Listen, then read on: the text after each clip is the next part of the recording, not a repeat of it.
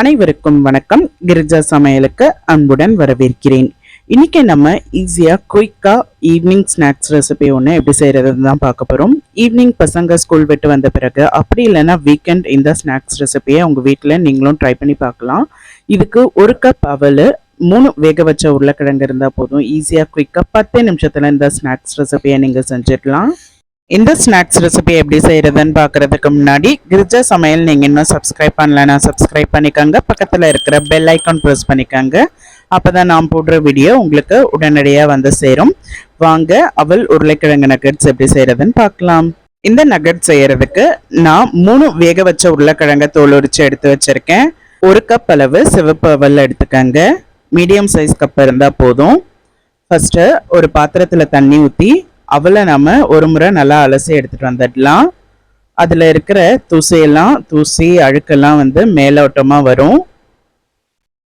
இதை அலசி எடுத்துகிட்டு வந்து திரும்ப தண்ணி ஊற்றி 10 நிமிஷம் ஊற வச்சுக்கோங்க. அவல் சீக்கிரமாக ஊறிடும், அதனால 10 நிமிஷம் மட்டும் ஊற வச்சுக்கோங்க போதும்.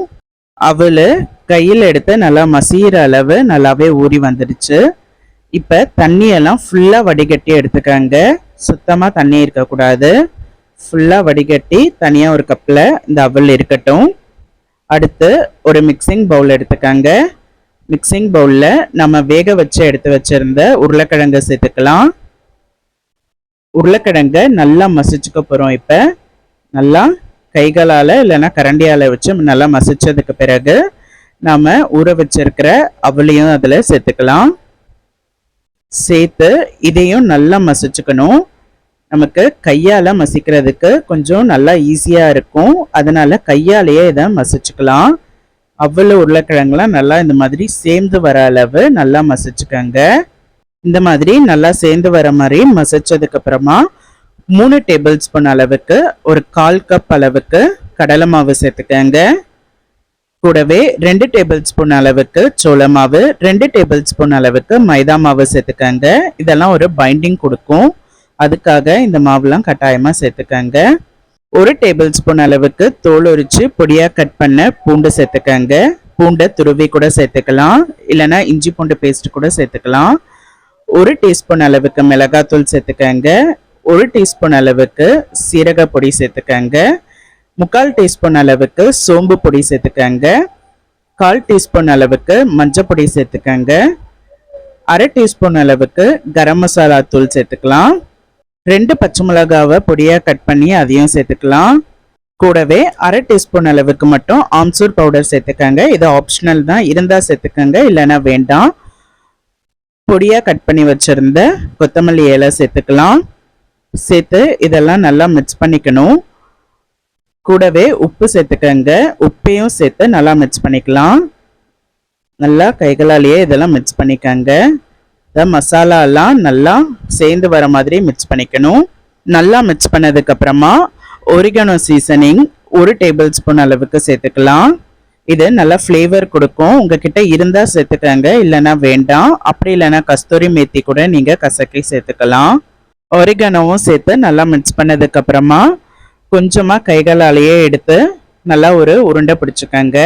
அப்புறமா அதை ஃப்ளாட்டாக தட்டி உங்களுக்கு விருப்பப்பட்ட ஷேப்பில் நீங்கள் இதை கொண்டு வந்துடலாம்.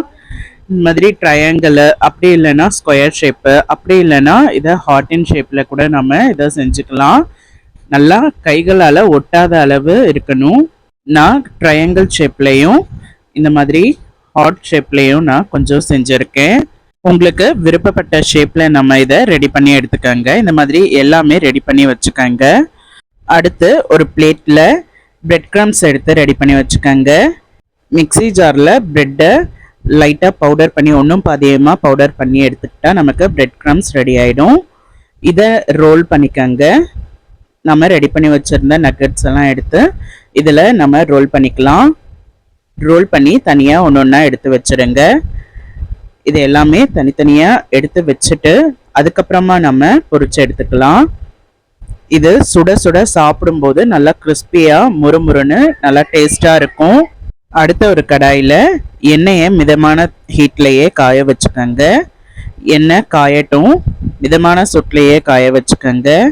மீடியம் ஃப்ளேம்லேயே வச்சு நம்ம நக்கட்ஸையும் இதில் சேர்த்து பொரிச்சு எடுத்துக்க போகிறோம்.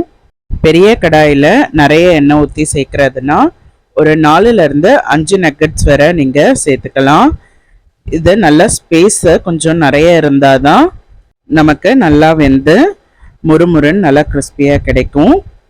அதனால் அதிகமாக போட்டுறாதீங்க.